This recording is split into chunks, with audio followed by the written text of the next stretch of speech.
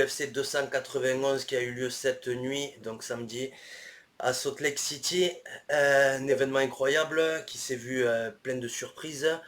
On a eu faux sur quelques pronos, on a eu juste sur d'autres. Mais on va tout d'abord parler du main event. Donc c'était pour la ceinture BMF, Justin Gaethje contre Dustin Poirier. Et ça s'est vu sommer avec la victoire de Justin Gaethje avec un superbe head kick au deuxième round. Qu'est-ce que tu as pensé de ce combat? Incroyable performance. Bon, déjà, on a commencé avec un premier round très violent. Bon, on savait que ça allait cogner. Premier round, j'ai trouvé très bon leg kick de la part de Justin Gaethje. Dustin Poirier a une habitude de pas vraiment checker les coups de pied dans les jambes comme ça. Et ça a payé des dividendes directement. Ça l'a fait un peu hésiter de plus en plus. Il les rend très bien. Franchement, tu voyais les leg kicks qu'il mettait sur la jambe avant. Parce que Poirier, vu qu'il est, tu vois, il aime bien boxer, il aime bien dans la pocket. Il est lourd sur sa jambe avant, tu vois. Et là, il a pris des leg kicks qui ne pardonnaient pas. Donc, c'est un peu abîmé ses bases dès le début. Tu vois ce que je veux dire? Justin Gaethje, plus patient que d'habitude. J'ai été vraiment surpris, moi, avec la performance qu'il avait contre Fiziev. Et franchement, là, il s'est encore plus amélioré, plus de patience. L'expérience, le fight IQ est beaucoup plus haut que ce qu'il n'était auparavant. Et il a vraiment réussi à capitaliser sur le combat. Il a réussi à prendre le moment, même si c'était kiff-kiff quand même le premier round. Moi, j'ai trouvé qu'il avait pris le moment un peu plus. Tu vois, il cognait plus. Les frappes significatives étaient plutôt de son côté. Et les leg kicks, comme j'ai dit, ça pardonnait pas. Franchement, c'était vraiment, vraiment lourd.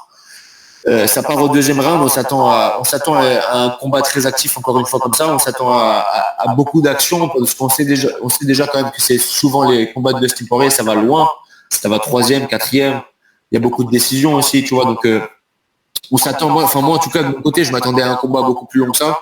Deuxième round, il met le high kick de nulle part, comme Leon Edwards a fait à Usman, au même endroit en plus, franchement incroyable, vraiment, vraiment surprenant. Je ne m'attendais pas du tout à ce setup-là, franchement, de la part de Justin Gaethje. Je savais qu'on allait voir une amélioration. Je savais qu'on allait voir un meilleur fight IQ, mais je ne m'attendais pas à voir un Justin Gaethje aussi poliché. Là, je suis vraiment impressionné, franchement. Ouais, moi c'est pareil. Surtout que Dustin Poirier, il avait bien commencé, je le trouvais plus précis dans les frappes.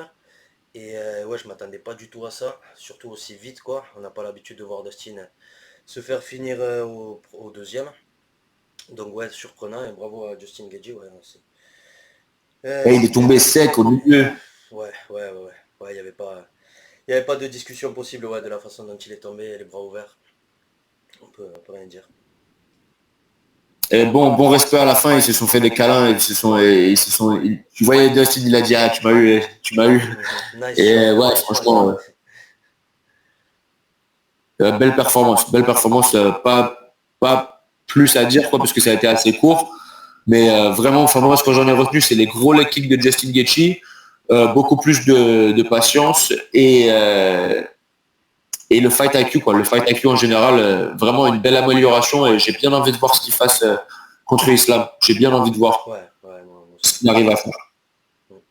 Islam ou Oliveira. Ou Oliveira, oui, bien sûr, bien sûr. Mais le combat que j'aimerais voir, moi, en tant que fan, plus, ce serait Justin Gaethje contre Islam. D'accord. Ok. Après cette performance-là, après le fight IQ, qui montre depuis ces deux derniers combats, là, je pense qu'il a quand même une chance. Il a quand même une belle chance de faire quelque chose de bien contre Islam. Et le problème, c'est que Gaethje et Oliveira, on l'a déjà vu. Bon, après, on parle de l'amélioration et le fight IQ de Gaethje, ça n'avait rien à voir. Hein. Quand il avait combattu Oliveira, il faisait n'importe quoi. Il mettait tout son poids sur ses jambes. Il swingait, swing for the fences, comme on dit. C'était vraiment n'importe quoi comparé aux performances qu'il fait maintenant. Donc, ouais, peut-être, même si c'est Oliveira, ce serait une performance différente. Mais ouais. Ouais, ensuite en co-main event, on a eu Alex Pereira contre Jan Blachowicz. La victoire de Alex Pereira, assez discutable, à la décision partagée donc. Qu'est-ce que tu as pensé toi? Tu es d'accord de l'avis des juges ou pas? Moi, j'avais Blachowicz gagnant. Après, j'ai quelque chose à dire quand même, c'est le body language. Le langage corporel de Blachowicz est très mauvais au troisième round. À la fin du deuxième, il va comme ça. on dirait vraiment, il se fait un peu vieux, il a plus trop envie d'être là. Il est bon, c'est un guerrier, il a une expérience de ouf. Il a toujours combattu au très haut niveau.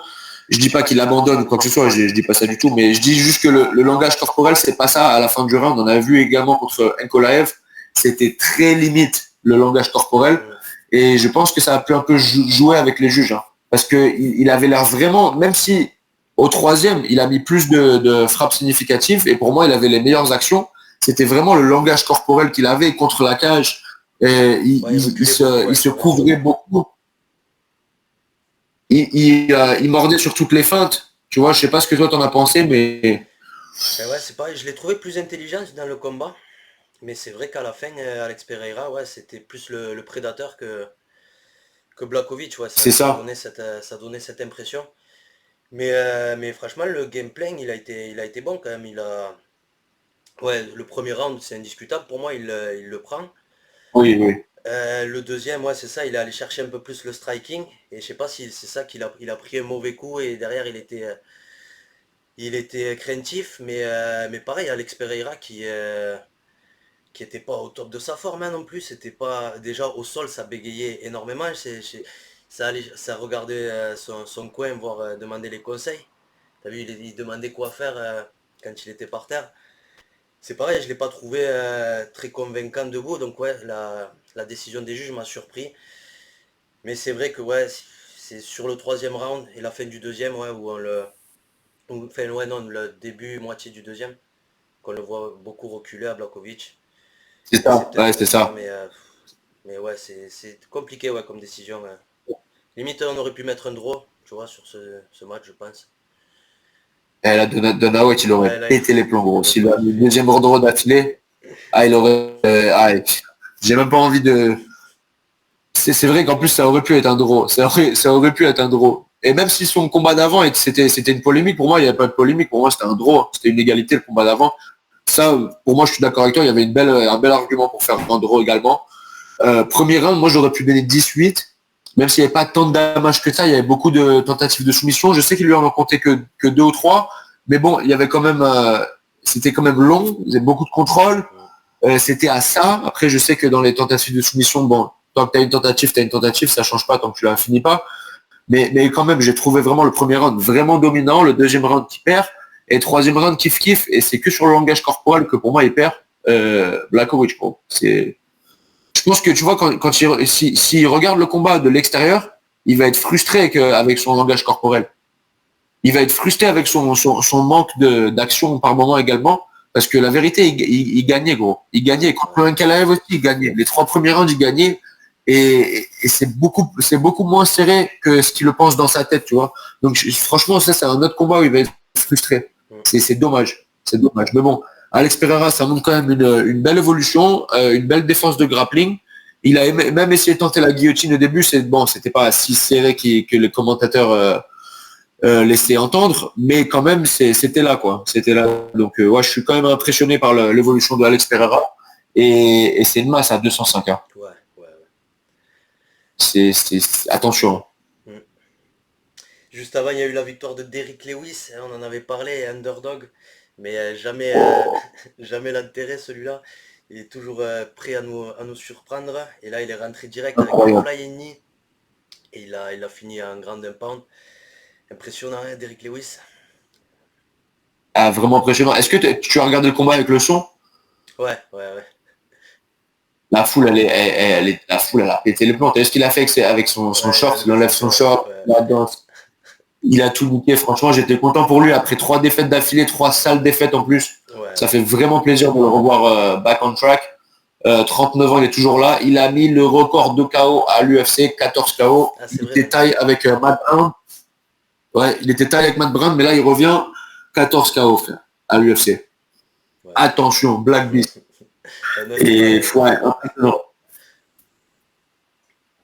Ouais, je crois qu'il n'y a pas grand-chose. Marcos Rogerio de Lima, ouais, Ouais, qui n'a pas eu le temps de s'exprimer, hein. En vrai, il n'y a pas grand-chose à 33 dire sur ce secondes, pas du combat. tout. Ouais, franchement, généralement, quand tu vois des mecs qui se mettent en boule comme ça, tu dis ils abandonnent, mais Ah, tu te prends un genou à la volée de Derrick Lewis les 10 premières secondes, dans les 5 premières secondes comme ça. Et j'ai envie de dire, ouais, il devait être out. Il devait vraiment pas savoir là où il était. Il était vraiment confus. Dans le corner, il était là, il avait des grands yeux. Tu se demandais où il était. Franchement, putain, c'était vraiment, vraiment, vraiment chaud. Vraiment compliqué. Pour lui, une défaite horrible. Et en plus, il avait des belles performances, Delima. On en avait parlé, hein, il avait battu celui qui combat à BKFC maintenant, là. Laisse-moi vérifier. Ben Rothwell. Ouais. Il avait combattu Ben Rothwell. Il avait fini en 30 secondes, très impressionnant. Mais ouais, là, Derrick Lewis, franchement, ouais, rien à dire. Vraiment content pour lui. Mhm. Juste avant, Tony Ferguson contre Bobby Green. Ferguson, tu vois, par contre, aussi, on l'avait enterré et au final, il a essayé. Ouais, le premier round, il était à fond. Moi, il m'a époustouflé. Mais Bobby Green qui a réussi à le soumettre, ça aussi, par contre, belle performance. Il y a pas, je sais pas si c'est la première fois qu'il se fait soumettre, Tony Ferguson. Non, mais Non? c'est la dernière fois contre Nate Diaz. Ah oui, c'est vrai, ouais, ouais. Pardon. Bien, c'est ça, ouais. Ouais, ouais, ouais. Ouais, c'était. Mais ouais, comme je disais, Tony Ferguson qui a bien commencé sur le premier rang et qui a bien tenu, mais enfin, je le voyais se faire finir avant. Mais Bobby Green, plus méchant, on va dire. Plus méchant, plus vicieux et un meilleur entraînement. On en avait parlé. L'entraînement qui est inorthodoxe de Tony Ferguson, il a passé la ligne de la désillusion maintenant. Tu vois, Hmm. il s'entraîne avec personne. Il s'entraîne pas avec des mecs de son niveau. Il change de coach constamment. Il fait ce qu'il veut à l'entraînement. Il fait des séances de cardio de ouf. Il fait des trucs un peu funky. Mais ça l'aide pas. C'est pas les drills nécessaires pour faire ce genre de combat. Tu vois ce que je veux dire? Hmm. Il ne fait quasiment pas de vrai sparring. Comment est-ce que tu peux avoir un timing contre un mec avec un mec qui boxe aussi bien que Bobby Green si tu fais pas de sparring, quoi? Ouais. Tu vois ce que je veux dire? Cette moyenne est off. En plus d'être un peu plus vieux, un peu plus lent, s'il n'a pas le timing, c'est vraiment compliqué. Et franchement, ça me fait vraiment de la peine de voir Tony Ferguson prendre 6 défaites d'affilée comme ça. C'était mon combattant préféré il y a encore quelques années, tu vois. Et franchement, ça fait de la peine. Et ce qui me fait de la peine, c'est pas forcément les défaites. Ce qui me fait de la peine, c'est la désillusion. Parce qu'il y avait il y a beaucoup à faire encore avec Tony Ferguson. Et il n'en fait que à sa tête et qu'il refuse de s'entraîner de la manière dont il a besoin. Il fait des performances comme ça, tu vois. Et ça me brise le cœur. Franchement, ça me brise le cœur. Mais bon. De l'autre côté, Bobby Green, impressionnant. Il perd le premier round, il revient en deuxième. Vraiment chaud. Il s'est fait dropper au premier quand même, mais bon, il revient avec une belle composition au deuxième. Et puis de prendre le bras-tête comme ça avec les 10 dernières secondes, enfin, sur Tony Ferguson qui veut pas taper, et il le met out, quoi. Putain, c'est impressionnant. Franchement, c'était une scène de film. Tu veux dire? Ouais, juste avant aussi une étonnante soumission, en tout cas pour moi, je m'y attendais pas du tout. Kevin Holland Ouais, ouais. contre Michael Chiesa.